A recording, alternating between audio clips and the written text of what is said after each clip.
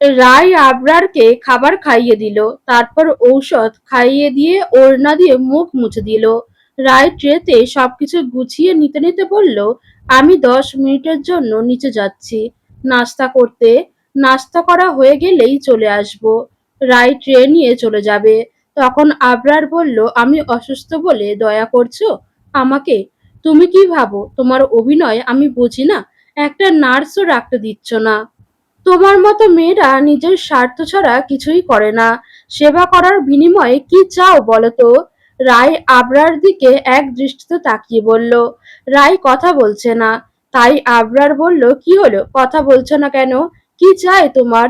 রায় এবার শান্ত গলায় বলল, প্রথমত আপনাকে দয়া বা করুণা করার আগে যেন আল্লাহ আমাকে মৃত্যু দেয়, আর আমি বেঁচে থাকতে আমার স্বামীকে অন্য মেয়ে সেবা করবে তা আমি হতে দেব না। আর হ্যাঁ, ঠিকই বলেছেন, আমার মতো মেয়েরা স্বার্থ ছাড়া কিছু করে না। আপনি আগে সুস্থ হন, তারপর আমি চেয়ে নেব। সবাইকে কেন বোঝাতে চাইছো তুমি আমায় ভালোবাসো? এমন একটা ভাব করছো যেন আমরা একে অপরকে খুব ভালোবাসি। কেন মিথ্যে নাটক করছো? আবরার বলল, মিথ্যে নাটক আমি করতে পারি না। আর হ্যাঁ, আপনাকে আমি ভালোবাসি। আপনার ভালোবাসার আমার দরকার নেই। আমি আপনাকে যতটুকু ভালোবাসি তাই যথেষ্ট আমার জন্য। আর যদি মনে হয় আমি অভিনয় করছি, তাহলে হ্যাঁ, আমি অভিনয় করছি। কারণ ভালোবাসা আর যাই হোক, আপনি বুঝবেন না। আমি মরার পর আরেকটা বিয়ে করে খুশি হবেন আশা করি। রায় কথাগুলো বলে আর দাঁড়ালো না, চলে গেল। আবরার রায়ের যাওয়ার দিকে তাকিয়ে রইল। তারপর বলল, তুমিও আমাকে বুঝবে না কেন? তুমি আমাকে ঠকিয়েছো। আমার কি দোষ ছিল? অনেকক্ষণ হয়ে গেছে রাই আসছে না। 15 মিনিট পার হয়ে গেছে। এদিকে আবরার একা একা কিছু ভালো লাগছে না। আবরার খুব রাগ হচ্ছে মেয়েটার ওপর। মেয়েটা ইচ্ছে করে দেরি করছে। আবরার ভাবনার ছেদ করে রায় রুমে আসলো। রায়কে দেখে আবরার চোখ সরিয়ে নিল। রায় আবরার দিকে তাকিয়ে বলল, রাগ করার কারণ কি মশাই? মুখটা এমন বাংলার পাঁচের মতো করে রেখেছেন কেন? আমি কারোর ওপর রাগ করিনি, আবরার বলল। তা তো মুখটা দেখেই বুঝতে পারছি। সাদি ভাই এসেছে, তার সাথে একটু কথা বলতে গিয়ে দেরি হয়ে গেছে। রায় খেয়াল করলো আবরার মুখের রং পরিবর্তন হচ্ছে। আবরার শরীর কাঁপছে। রাগে আবরার শরীর কাঁপছে খুব করে। রায় আবরার দিকে তাকিয়ে বলল, কি হয়েছে আপনার? হঠাৎ রেগে যাচ্ছেন কেন? আমি কি কোনো ভুল করেছি? তাহলে ক্ষমা করে দিন। আবরার রায়ের দিকে অগ্নি দৃষ্টিতে তাকিয়ে বলল, এখানে কেন এসেছো? যাও না তোমার সাদির কাছে, ওর সাথেই তো তোমার। আবরার আর কিছু বলল না। হঠাৎ থেমে গেল। রায় অস্থির কণ্ঠে বলল, আপনি কি সব বলছেন? আপনার কথা আমি বুঝতে পারছি না। আর এভাবে রেগে গেলেন কেন সাদি ভাইয়ের নাম শুনে? কি হয়েছে আমাকে বলুন না। আবরার নিজের রাগ কন্ট্রোল করার চেষ্টা করছে খুব। আবরার নিজের চোখ বন্ধ করে নিল। তারপর কয়েকটা শ্বাস নিল। রায় আবারও বলল, কি হয়েছে বলুন না। আবরার রায়কে বলল, আমাকে এখন একা থাকতে দাও। যাও, সাদির সাথে কথা বলে এসো। সাদি ভাইয়ের সাথে আমি কি বলবো? আপনি বরং একটু উঠে বসুন। রাই কথাটা বলে কাবার্ডের কাছে গেল। তারপর একটা সাদা কাপড় বের করলো। রায় কাপড়টা নিয়ে আবরার কাছে গিয়ে বলল, এবার আমার কাছে আসুন। কেন? কি করবে এটা দিয়ে আগে বলো। এটা আপনার গলায় বেঁধে দেব। কেন বাঁধবে এটা? বাঁধার পরেই দেখতে পারবেন। এবার কাছে আসুন। কাপড়টা নিয়ে রায় আবরার শরীর ঢেকে দিল। তারপর বলল, এবার একটু বসুন, আমি আসছি। রায় একটু পরে নাইফ, রেজার, সেভিংস ক্রিম সহ আরো কিছু জিনিস নিয়ে ঘরে এলো। আবরার রায়ের হাতে ওইগুলো দেখে বলল, এগুলো কেন এনেছো তুমি? আপনার গোঁফ আর চুল কত বড় হয়েছে দেখেছেন? আপনাকে এখন চিড়িয়াখানার হনুমানের মতো লাগছে। রাই কথাটা বলে মুচকি মুচকি হাসছে।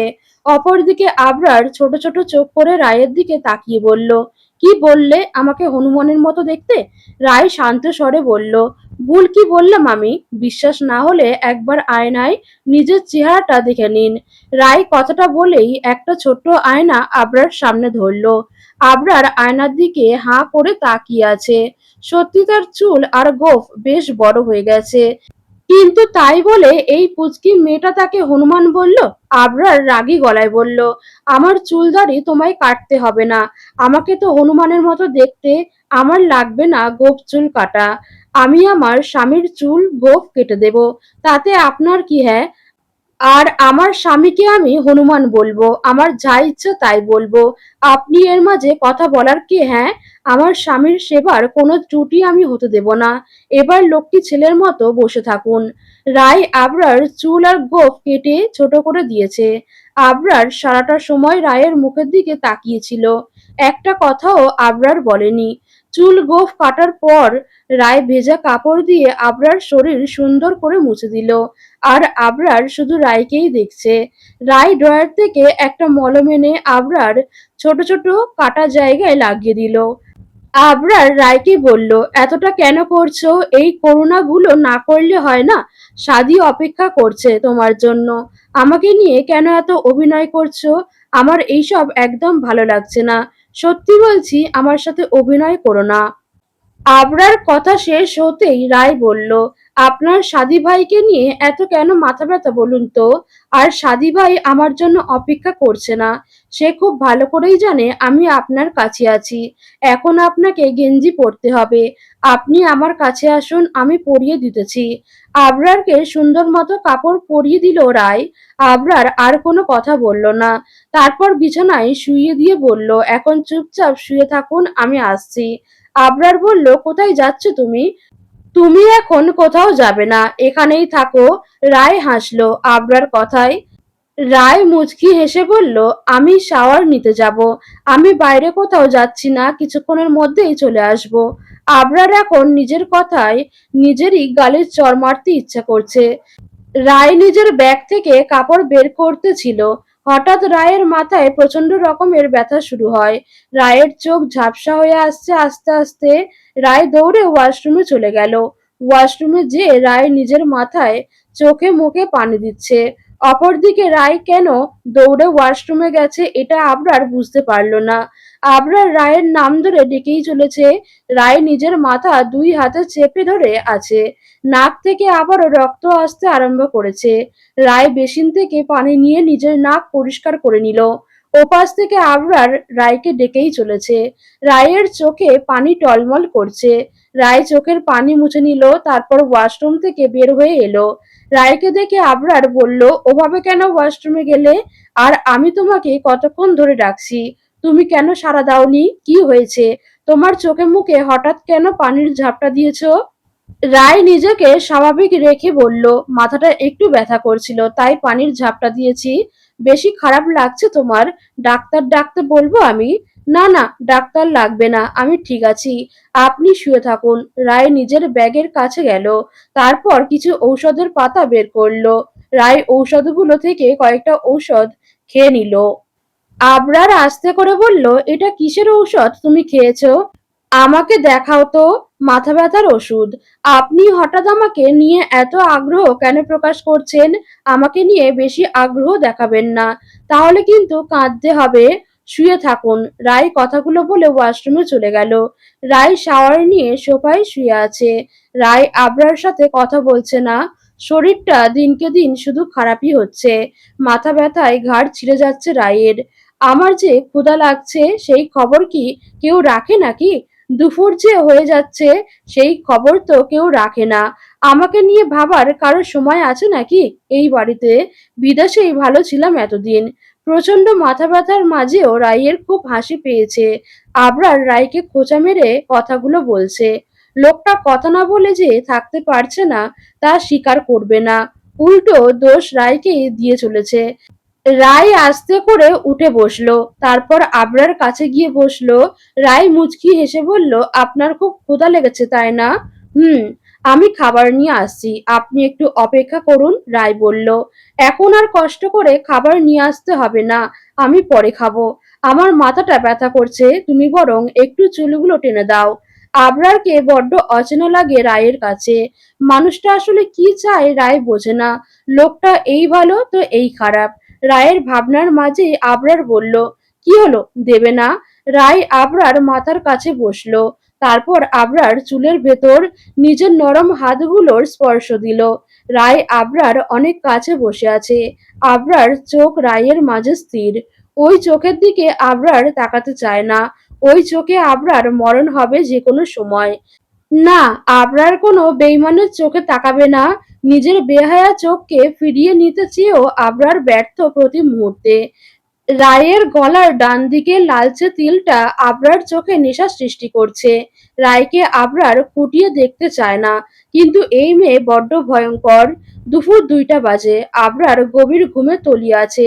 রায় নিচে যেয়ে খাবার ঘরে নিয়ে আসে। আবরার সবকিছু গুছিয়ে নিল রায়। আবরার পাশে বসে কিছুক্ষণ তাকিয়ে থেকে রায় বলল, আপনি কেন ফিরে এলেন বলুন তো? বিশ্বাস করুন, কিছুদিন আগেও আমি আপনাকে খুব করে চাইতাম। আমি রোজ নামাজে আল্লাহর কাছে আপনাকে চাইতাম, কিন্তু এখন আর চাই না। আমি চলে যাওয়ার পর আপনি আবার বিয়ে করবেন।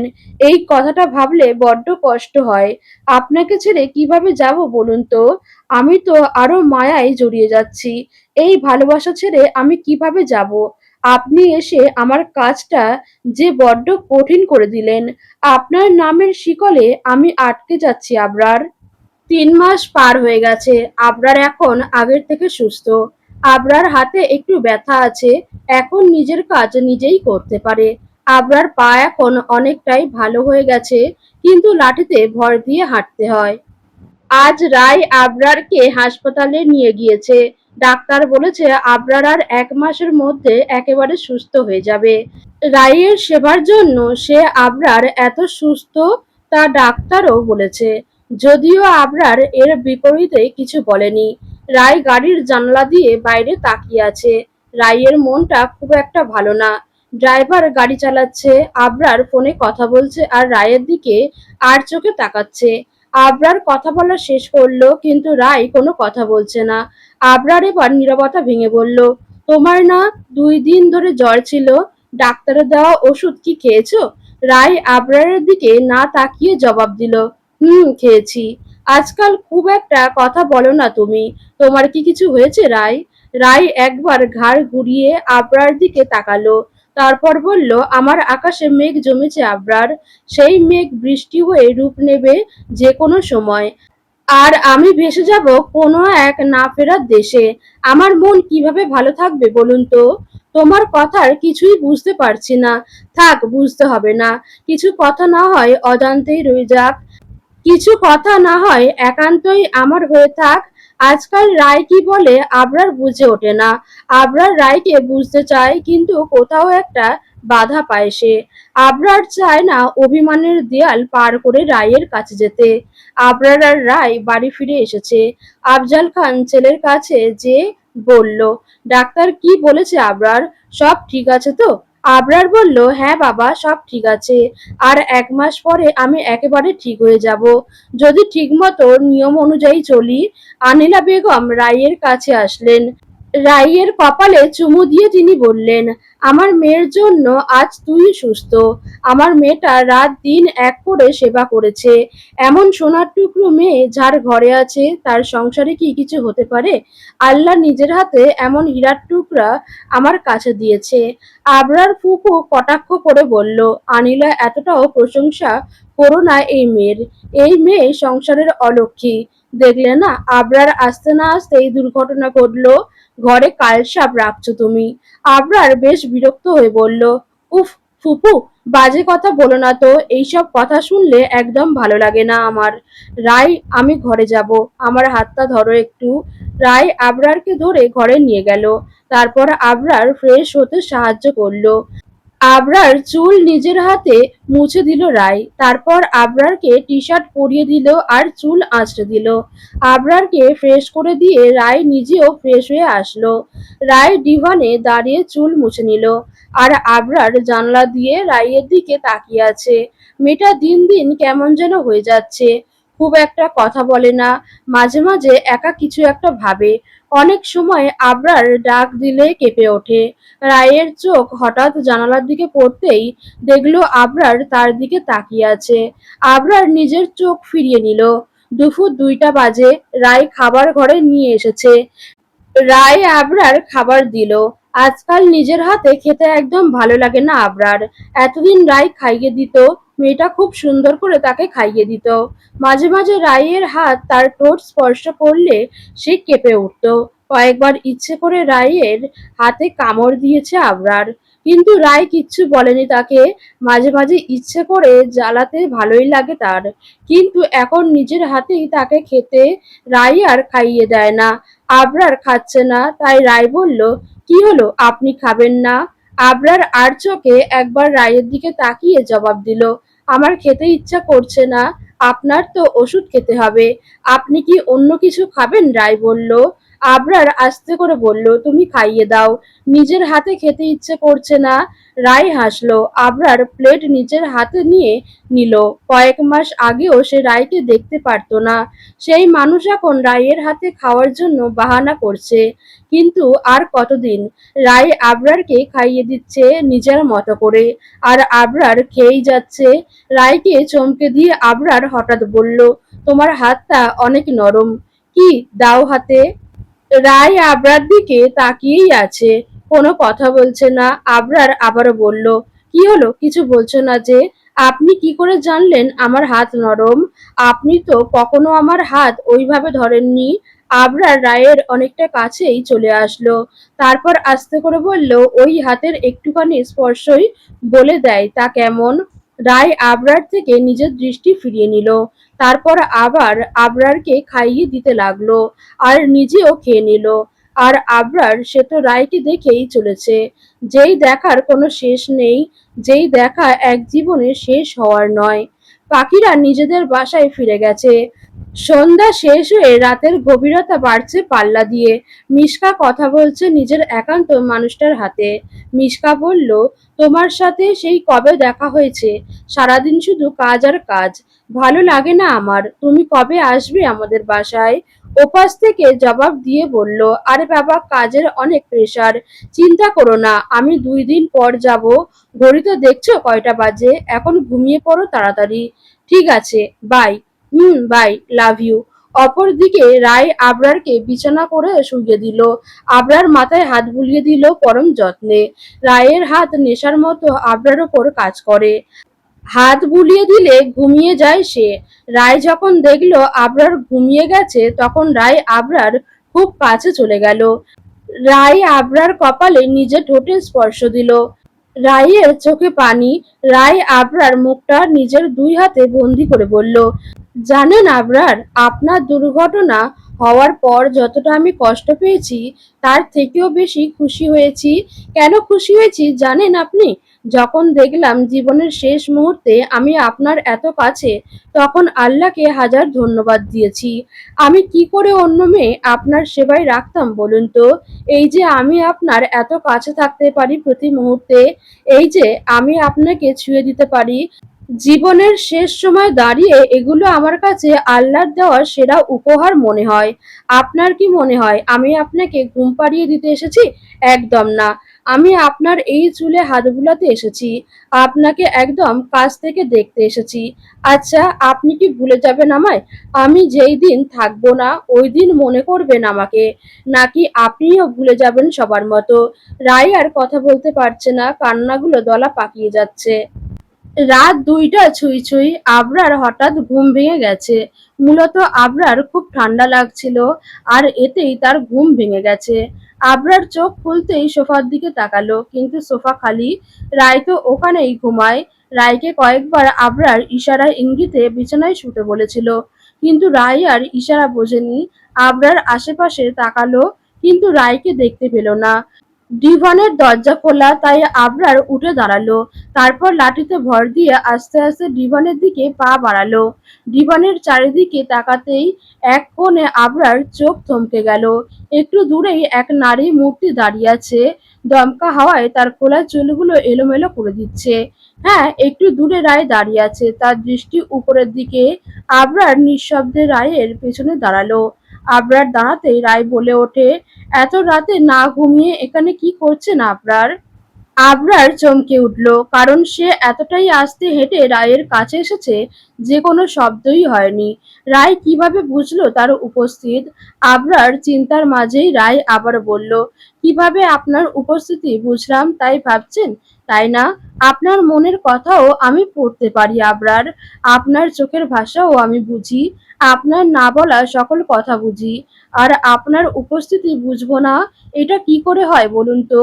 কিন্তু বিশ্বাস করুন, তবুও আমার আর কিছু করার নেই। তুমি সত্যিই কি আমার মনের কথা বুঝতে পারো? আবরার বলল। রায় হাসলো। আবরার রায়ের পাশে যেয়ে দাঁড়ালো, তারপর বলল, এত রাতে এখানে কি করছো তুমি? না ঘুমিয়ে এখানে কেন দাঁড়িয়ে আছো? নিজের ভবিষ্যৎ বাসস্থানকে দেখছি খুব কাছ থেকে। রায় বলল, কিসব বলছো তুমি? আমি কি বলছি আর তুমি কি বলছো? রায় আঙুলের ইশারা করল বাগানের দিকে, তারপর বলল, আবরার, আপনাদের বাগানে ওই রক্তজবার গাছটা দেখেছেন? ওই জায়গাটা আমার বড্ড ভালো লাগে। কেন ভালো লাগে জানেন? আপনি যখন নিজের প্রেয়সীকে নিয়ে এখানে চন্দ্রবিলাস করবেন, তখন আমি ওখান থেকে দেখব। সময় পেলেই যখন আপনি এখানে দাঁড়াবেন, তখন আমি খুব সহজেই আপনাকে দেখব। আবরার রায়ের দিকে তাকিয়ে বলল, মাথাটা কি গেছে, নাকি আরো বাকি আছে? কিসব উল্টোপাল্টা বলছো তখন থেকে? রায়ের চোখে পানি চিকচিক করছে। রায় আবরার দিকে না তাকিয়ে বলল, আপনি 3 মাস আগে একটা কথা বলেছিলেন, মনে আছে? কি বলেছিলাম মনে নেই, আবরার বলল। আপনি বলেছিলেন আমি কেন আপনার সেবা করছি, আপনার সেবা করার বদলে আমার কি চাই, তাই না? ও হ্যাঁ, মনে পড়েছে। আজকে যদি চাই তাহলে দেবেন আমি যা চাইবো? মানা করতে কিন্তু পারবেন না আপনি। যা চাইবো তাই দেবেন? আবরার মনটা খারাপ হয়ে গেছে। রায় নিজের স্বার্থে তার সেবা করেছে। আবরার দীর্ঘশ্বাস ফেলে বলল, হ্যাঁ দেব। কি চাই তোমার, বলো আমাকে। কাল আপনার পছন্দ মতো একটা শাড়ি এনে দেবেন আমাকে, পছন্দ মতো চুড়ি এনে দেবেন, টকটকে লাল আলতা এনে দেবেন, তারপর নিজের হাতে কাল সাজিয়ে দেবেন। তারপর আমি যেখানে বলবো সেখানে নিয়ে যাবেন। আর আপনাকেও আমার পছন্দ মতো পোশাক পরতে হবে কিন্তু। আবরার ভেবেছিল রায় হয়তো বাড়ি গাড়ি কিছু চাইবে, কিন্তু এই মেয়ের মাথা মনে হয় গেছে। কি সব জিনিস চাইছে! আবরার ভাবনার মাঝেই রায় আবারও বলল, বাড়ি গাড়ি কেন চাইলাম না তাই ভাবছেন তো? ওইসব বাড়ি গাড়ি আমার কাছে এখন মূল্যহীন। আমার কাছে সব ধরনের বিলাসিতা এখন মূল্যহীন। এগুলো দিয়ে এখন আর আমার কিছুই হবে না। ঘরে চলুন, ঘুমাবেন, আর আমার বলা জিনিসগুলো কাল নিয়ে আসবেন। মনে করুন এগুলো আমার শেষ চাওয়া আপনার থেকে, তাই দয়া করে ভুলে যাবেন না। পরের দিন সকালবেলা সকাল 10টা বাজে। রায় নিজের ঘর পরিষ্কার করছে। আবরার গাড়ি নিয়ে কিছুক্ষণ আগে বেরিয়েছে। রায় কাজ করছিল, হঠাৎ পেছন থেকে মিশকা এসে জড়িয়ে ধরলো।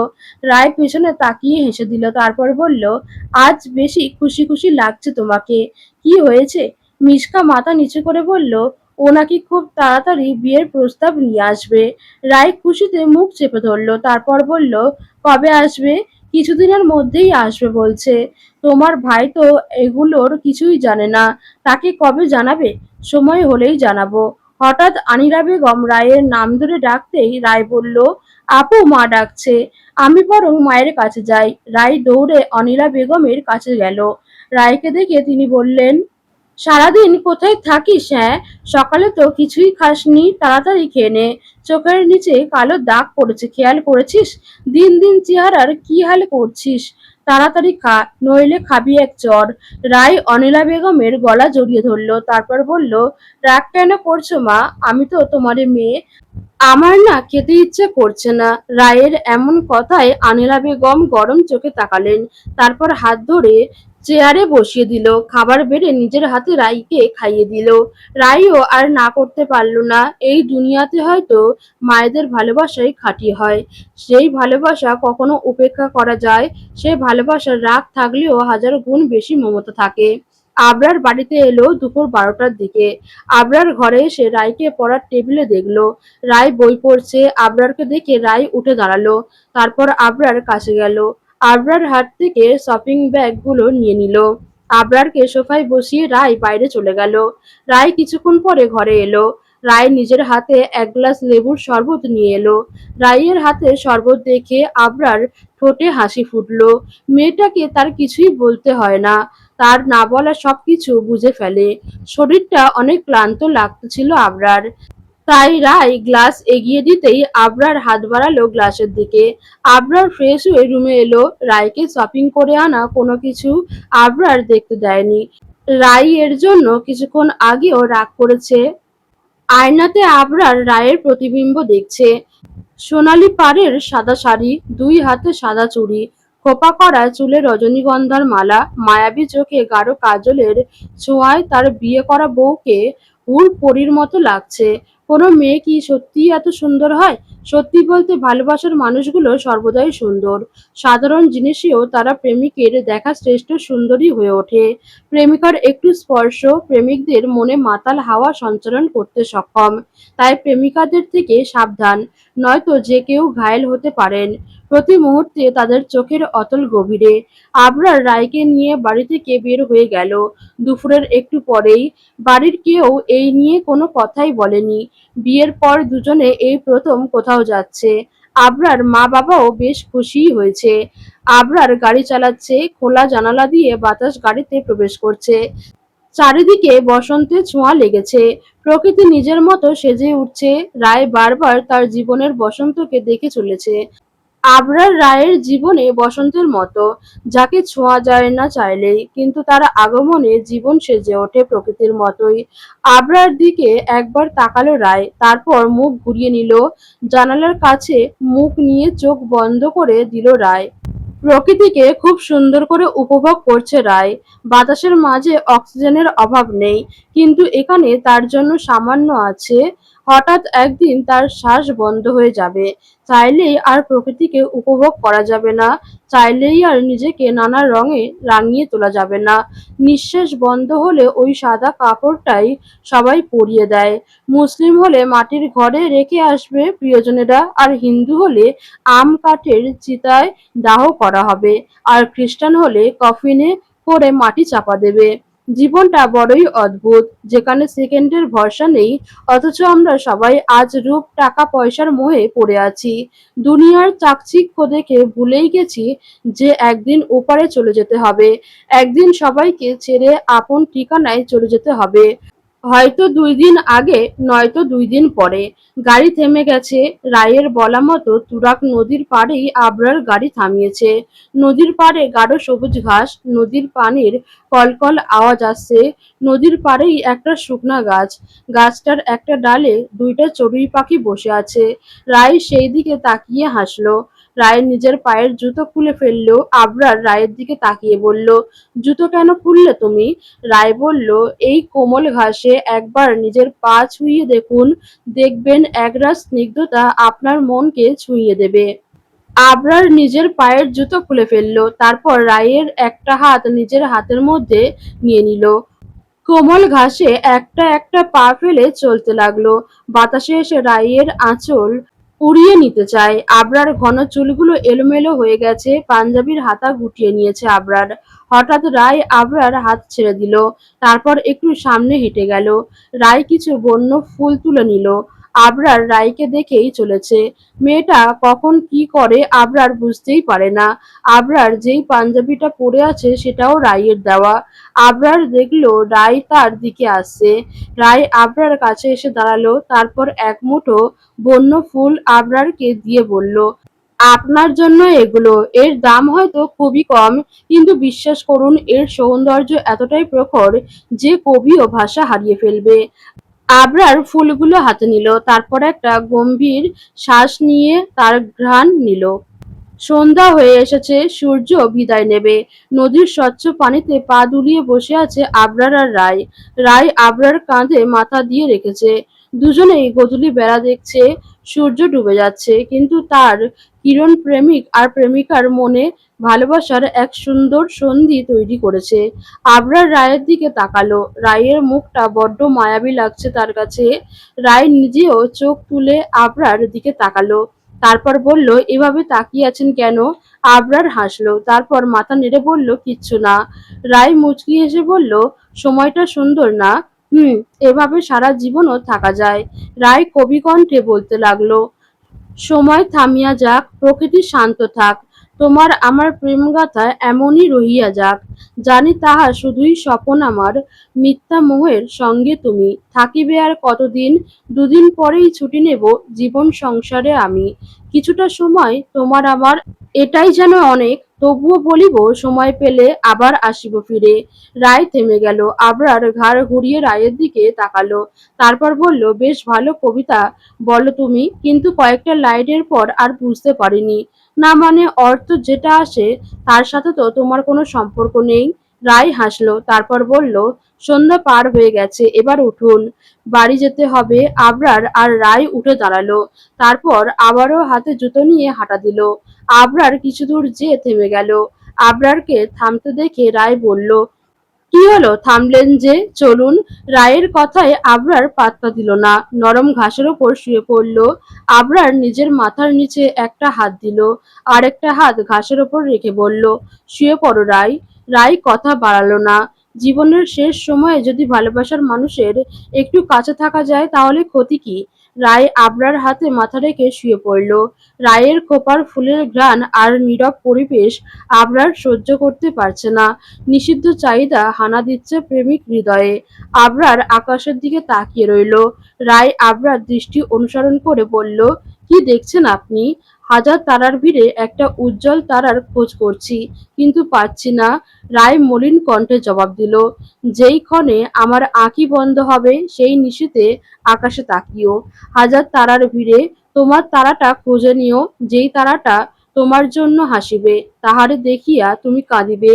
আবরার রায়ের অপরে আধশোয়া হয়ে বলল, এত কঠিন করে কেন কথা বলো, সোজা করে বলতে পারো না? রায় বলল, এবার বাড়ি চলুন মশাই।